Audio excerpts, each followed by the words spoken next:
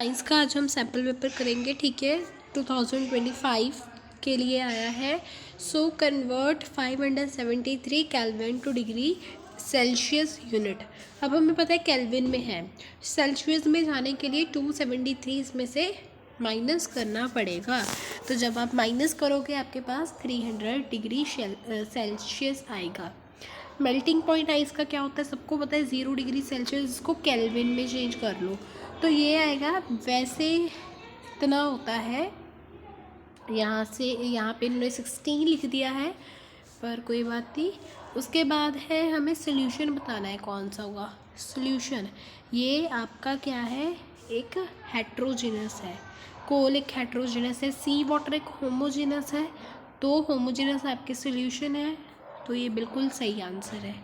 1906 में किसको discovery electron की डिस्कवरी के लिए नोबेल प्राइज़ मिला? तो जे थॉमसन को मिला था।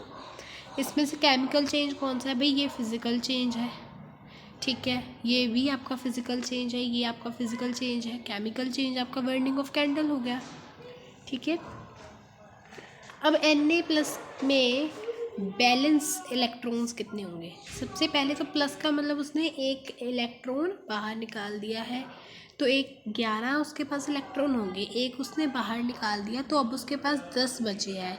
इसको अरेंज कर लो, K-L-M-N शेल में 2 यहाँ पे, 8 यहाँ पे। बैलेंस इलेक्ट्रॉन्स कौन से होते हैं? जो आउटर मोस्ट शेल में हो। तो यहाँ पे आंसर आएगा 8। किसने सेल को डिस्कवर्ड किया है? रॉबर्ट हुक ने।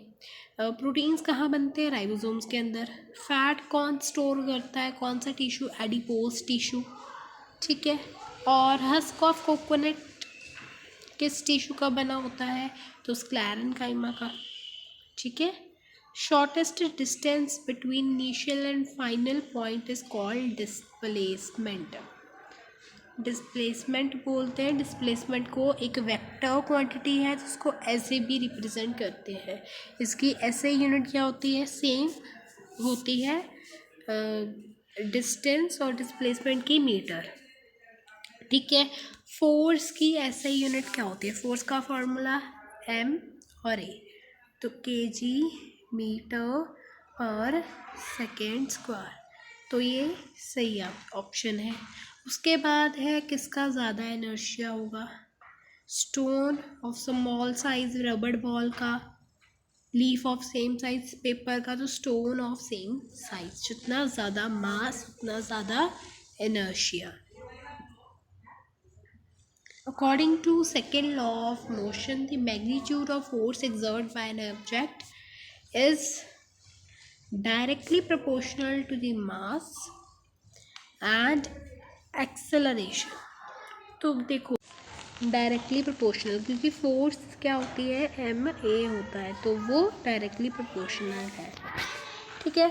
How many times the weight of an object on the moon is its weight on the earth? तो 1/6 टाइम होता है। It is very important to have 2 physical properties for the work done by an object. कौन सी 2 physical properties हैं? तो देखो भाई, force होना चाहिए प्लस डिस्प्लेसमेंट होनी चाहिए। Rate of doing work is called power, ठीक है, या फिर ट्रांसफ़र ऑफ वर्क की कुछ ऐसी डेफिनेशन भी होती है। How many seconds the effect of sound remains in our brain? तो 0.1 सेकेंड के लिए रहता है। साउंड जो कि भाई 20 हर्ट्ज से कम होती है उसको इंफ्रासोनिक, जो 20,000 हर्ट्ज से ज़्यादा होती है वो अल्ट्रासोनिक होता है। Which activity of fishing in sea water called?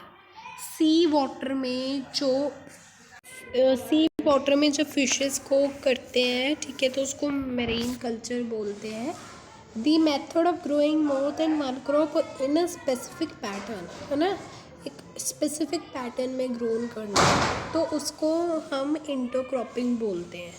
The energy produced to change in a state of an object. अब एनर्जी जो प्रोड्यूस होती है जब एक ऑब्जेक्ट की स्टेट चेंज होती है, उस एनर्जी को, तो वो कौन सी एनर्जी होती है भाई? हीट एनर्जी ही होती है। काइनेटिक एनर्जी के कारण ही चेंज होता है। सैटेलाइट जो कि अर्थ के अराउंड मोशन में है, तो वो कौन सा मोशन कर रही है, circular motion. Displacement of an object के नॉट बी ज़ीरो, कि डिस्प्लेसमेंट जो है वो कभी ज़ीरो नहीं हो सकती, गलत है भाई, हो सकती है।